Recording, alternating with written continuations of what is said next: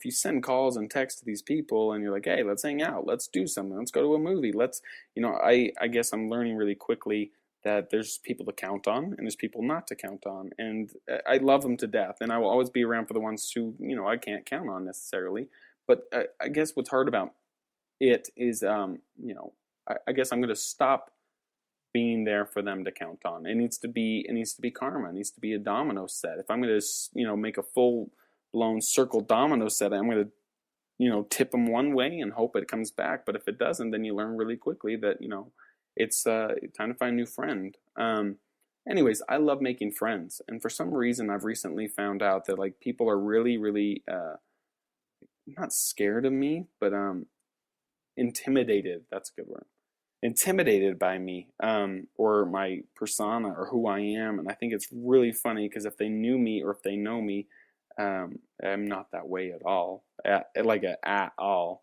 And so I love making friends. If you guys want to be friends with me, if you want to be Facebook friends with me, fucking be Facebook friends with me. If you want to go out, if you want to barbecue, if you want to go to the bar, if you want to hang it, fucking go see a movie, or if you just want to come over and sit and talk about some deep, deep shit, I'm your guy. I am the guy who will make time for anyone who has the time to make time for me. And that's how it is, anyways, it kind of put me back, and I was just wondering, am I just a cocky asshole? Am I a jerk? Am I, anyways, apparently I'm not that. It's just the fact that people are intimidated by me. They think, I don't know what they'll think. But just know that it's not true, that you guys can be my friend. I will totally be your friend. I will help you in any way I can. Better yet, I will assist you in any way I can. If you have questions, please talk to me. I'm actually a lot smarter than I look. I constantly read, and knowledge is power. Just remember that. And I'm happy to share power, and I'm also happy to share, knowledge. So hit me up. Fucking hit me up, you fuckers. Let's see. I want to talk about Justin Bieber for 10 seconds when we were talking about that, Amanda Bynes thing. I think it's so fucking weird. Justin Bieber, first off, he's the same age as my brother, exact same birthday, same year, everything. And Justin Bieber, I don't, like I said, I don't watch the news. I don't keep in the news, but I just think it's so crazy how rich that motherfucker is. A kid who can sing with his voice. I think it's awesome. It's talent. It is what it is. You work your fucking ass off, and he put 10,000 plus hours into what he wants, into his dream, and it's paying out great. But I just think it's crazy. Like every second, I think we did the math, was like $33,000, or maybe it was every minute. Every minute he lives, sleeping, eating, shitting, pissing, shaving, he is making $33,000 per minute or something, and it just blows me away. Yeah. Enough said. I think that's awesome for the kid, but I also think that at what point, when we're talking about Amanda Bynes and these things, isn't almost poisonous to have that much money so young, necessarily liquid in your savings that you can just grab and you can go and you can do these things. I think that someone needs to, he needs a financial advisor. I'm sure he's got it. Again, I don't know any of this stuff, but I'm just saying, someone like that, if you were, that's why so many people end up bankrupt when you're making that much money. It's kind of hard to go bankrupt and blow that much. But I guess what I'm trying to say is, overnight, if you today decided that you were going to buy a lottery ticket and tomorrow you win $600 million, which yes, after taxes, this shit, it's probably like $400 or $300 million. But still, that's why so many people go bankrupt, is because they just have this mindset that's blow, blow, blow. Let me blow my money. Let me go and buy this because I need this and I need that. Anyways, they blow it all. And before they know it, and everyone's coming to them and saying, hey, you owe me money for this, or, oh, remember this time, and here's my sob stories. Like, I remember hearing from someone, it was a show, like, what happened after I won the lottery, or how my life changed because of the lottery. I don't remember. But anyways, it was on TLC, and it was showing that, like, this lady has, like, I imagine Santa getting bags and bags full of letters, and somehow these people find out their address and send them shit tons of letters saying their sob story. My husband's got cancer, my kids are going to die, I've got foster kids, I need this, I need that. And, like, she just has to burn all of the letters, and she can't open them because it's so, imagine every time you'd open that, you're feeling guilty for the fact that you've won money. No wonder you could go bankrupt so fast. It's kind of crazy. But it makes a lot of sense. If you don't have that mindset, if you don't have a financial advisor who's going to say, look, this is how we're going to do it, and this is how you will never be broke a day in your life, and you will be plenty wealthy, but this is how we're going to extend this and make this last for the rest of your life instead of you just dying and becoming bankrupt.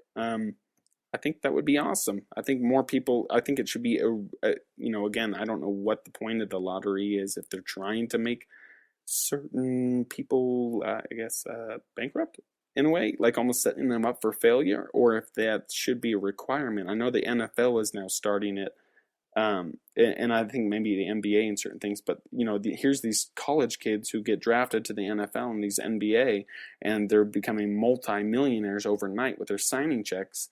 And it's gone. It's blown so fast. And now all these women are chasing them for baby mama. And I remember some of the guys, there's a good documentary on Netflix. Pull it up. It's called 30 for 30 Broke. I think if you type in broke, it should pop up too. But check it out for sure. It blew my fucking mind on how fast these athletes go bankrupt. I mean, Mike Tyson bankrupt. All these people who had not billions, but millions and millions and millions, like $300 million gone, done.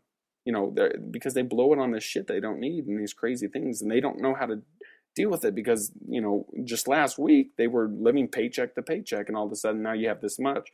Well, they think that here's the limelight. Here, I need to go buy the new Mercedes, the Porsche, or the Lamborghini, and this house and that, and I need this, and I need to go to the club and throw dollars and do all. It's just this persona that they, sadly they're born into, and setting them up for failure, and it becomes slavery to the game, if that makes sense. So I think that it should be, I know that they're starting a program where here, you joined, well, we're going to tell you and show you how to budget your money, because I think the percent was 80% of all athletes after 2 years of being done with their careers, professional careers, go bankrupt. They're done. They're broke. They have nothing left. And that blows me away. So imagine LeBron James. I think he's smart. I think he's set. But again, I thought Mike Tyson was set. Fuck, he's not set. And so what I guess they're trying to do is make it last. But imagine like being that, and then LeBron retiring. Imagine Michael Jordan retiring for 2 years, being retired for 2 years, and then broke, done. So Michael Jordan's just the average Joe. Of course he's not. He's got his setup. He's got Nike. He's got Jordans. He's set. But imagine someone, just a normal type player, making that much money, blowing it. It's all about living below your means, ladies and gentlemen. If you want to become a millionaire, you need to fucking count your pennies and live below your means. Do you need that? Hell no, you don't need that. Live below your means. Wealth is only what you have left over after all of bills, everything's said and done. Bills, that's what wealth is. The doctors, these lawyers, they're not necessarily wealthy. They may be making $700,000 a year, but they may not be that wealthy as you think. They may be driving these cars and the stuff, but it's not that smart to be living to the status quo of what you think the doctor should be and what they think. And a lot of them, are more in debt than you would never believe. And it just blows me away. Anyways, actually, I'm going to save the Spring Breakers for another podcast. So we're going to talk about that movie later on the next one. But I want you to stay in touch. I want you to check out the podcast. I want you to share the shit out of this. And we're going to get this going. Again, tomorrow we are going to have Derek and Ben online. And we will be having another live podcast. For sure, I want you guys to be interactive with us. So I'm going to set up a Facebook page for this. And I want you to like it and share the shit out of it. Share it to your friends. If you want to be on the show, you fucking Facebook message me. Don't be intimidated. Again, if you want to make this happen, if you have something you want to get out to the radio, if you want to get out to the masses, then let me know. Come join me on my podcast and come be here, and we'll have a great discussion about whatever you want to talk about. I have plenty of things I could talk to you about. So let's get this done. Don't be scared. Make it happen, guys. Okay. Thanks for always listening. It's always sunny in Saratoga.